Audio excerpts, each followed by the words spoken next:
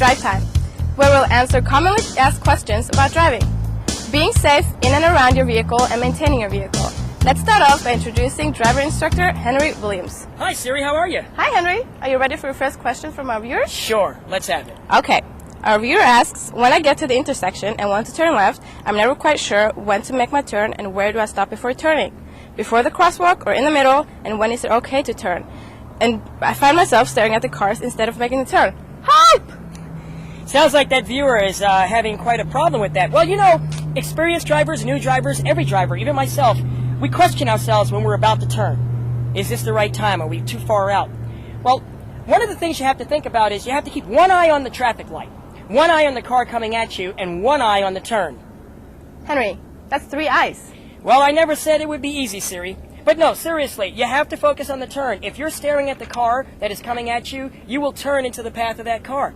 Just last week, I had a student do that while we were out driving. She became hypnotized by the vehicle coming and started to turn into his path. Well, that could be tragic for both people involved. It's important to focus on that turn. As you start to make your turn, you turn your head to follow the course of the road so that you stay in your lane and they'll stay in their lane, and then hopefully everybody will get to where they're going safely. Okay, good advice. Another viewer states, my parents think that I take too long to stop and they keep yelling at me about it and pushing their imaginary brake when I drive. How can I get them to understand that I know when to stop and when the traffic light changes? Well, Siri, new drivers, especially teenagers, are going to have a tough road ahead of them, pardon the pun. You see, when it comes to making your parents comfortable, they need to know that you know what you're doing. If you talk about what you're doing, you'll be able to tell them, and they will sit back and go, okay, little Johnny or Jane sees the light. You know when you fly in an airplane and you get in the rough weather and everybody's looking around at each other? Well, they're waiting to hear from the person in charge that everything's going to be okay. Once that pilot kicks on that intercom and says, our attention passengers, we're going through a little bit of rough weather, we'll be out of it clear, and you'll be able to roam around the cabin. Everyone takes a sigh of relief. Well, your parents are the same way. When they know that you know what you're doing, you'll get the world. You'll be able to drive wherever you want. But as long as you're remaining silent, they're going to be so scared because they don't know what you're thinking. So talk to your parents, communicate, and watch the world open up before you. Okay, this one I wondered about driving too. How do I keep from drifting when I want to change lanes, and every time I check my blind spot, I lose control and scare everyone in the car? Well, Siri, it has to do with the amount of pressure you're putting on the wheel. If you hold the wheel tightly and you turn your head, you tend to turn your body as well. The slightest bit of motion on the wheel, left or right, will cause the wheels on the ground to go left or right. Well, that's all it takes at speed to make your car change lanes. You've seen people drive texting and with their feet because it doesn't take much to make the vehicle go. What I recommend is to relax your grip, turn just your head to the side, and then make your maneuver over. And it's a light touch. It's not a heavy-handed touch. It doesn't take a lot of work. I actually had one student a few years ago. He figured out that if he let go of the wheel in the middle of looking backwards, he wouldn't swerve. So he basically did this. Now, that may not work for everyone in the car with you, but it's certainly a technique that does work. I'm going to give that a shot. Okay, here's another one. When there's a stop sign and no line on the ground telling me where to stop, where do I stop? As the sign is where everyone tells me, but then I can't see if anyone's coming down the road. Well, I'm glad that the viewer is actually stopping. Do you know that a great deal of people roll stop signs? That could be a $300 ticket. I personally know someone who's gotten 2 in 1 week.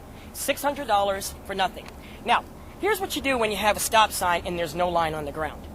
You're going to stop where the intersection dips down. Right there. That's going to give you a vantage point where you can look out and see what's coming without having to go out into the middle of the intersection, scaring whoever's coming down the road. You basically have a blind intersection. Something is blocking you. So without the line, move right up to the edge of the roadway where people would walk, and then when it's clear, proceed. Here's one about personal safety, Henry, and that one's pretty important. Yeah. I'm walking to my car in the parking lot, and what can I do to protect myself against anyone that might try to attack me? Now, you see, Siri, many people take their security and their safety for granted. They walk around with their keys and money and everything hanging. What you want to do is make sure you're protecting yourself at all times. So if you leave an establishment, before you get there, park as close to the entrance as you can.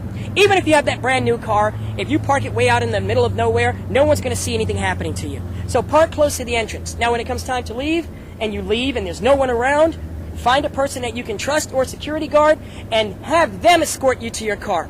By doing that, at least you'll have someone around to help you. Now, when you get to your car, approach it from the front. People say, well, why would I do that? Well, when you approach from the front, Siri, you can see if anyone is hiding in the back of your car or around the back of your car. Once you see that it's safe and you get in, you know what the first thing you do after you close that door, Siri? Lock your door. You don't want anybody walking up to your car and seeing that little button up or that little orange label on the door handle open that lets them know that you can be attacked.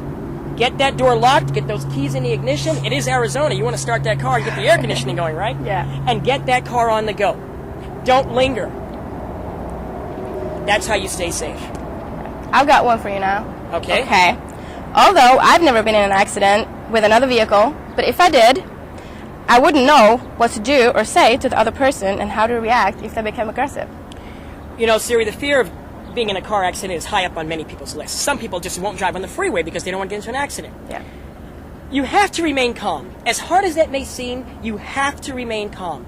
Because if you lose control, then you're no good to anybody else involved in the accident. So let's say you have an accident and it doesn't require the fire or the paramedics to show up. It's just a fender bender.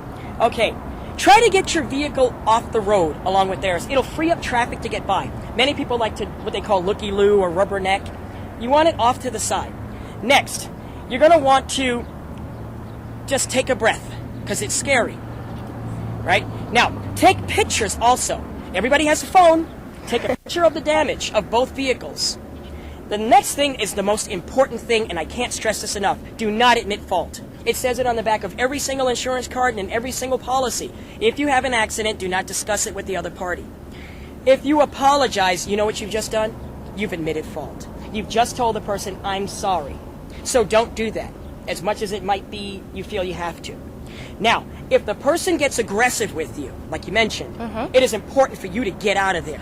If your car is still running, and most likely in a small fender bender it will, you walk away from that person, you get in your car, you lock your door, and you leave.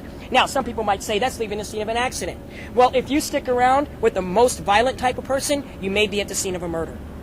Get out of there, call the police, let them know where you are, what's happened, and wait for them. Do not, and I don't care if you're a 6-degree black belt, 9 feet tall, you don't know what the other person that you've hit is gone through and what they may be capable of. Thank you so much for all your answers today, Henry. It really helped us out. Tune in next week for more answers to your questions. I'm Siri for Drive Time. Drive safe.